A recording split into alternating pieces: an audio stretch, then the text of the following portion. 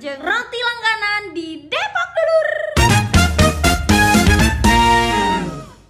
Tong kudu araraneh karena judulna sia barudak. Bisina wepannya merenan loba teuing followers mama muda anu pada sararalpo. Mama muda orang Sunda mah kontena menitikeun di mana-mana cenah. Ai pan disebutkeun nya cek aing teh budak.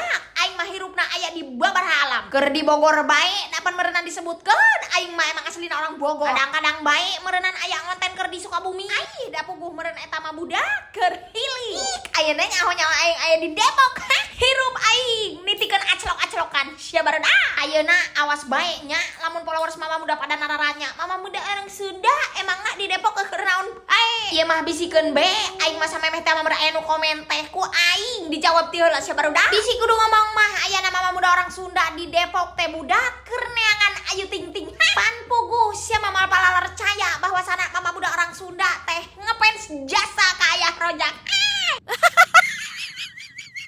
Bohongnya heureuy sabarudak bulan puasa ulah sok loba teh ngabohong. Intina mah aing mah keur nyenang-nyenangkeun hate we barudak. Tuh da nya sabarang bulan puasa mah pamikiran teh meuni asa ting juot jasa. Wal oge barudak aing dahar ge menitikeun sawaya-waya. Kadang-kadang mah magrib, kadang oge meureunana meme subuh. Intina mah saking kuloba-lobana teuing pikiran budak.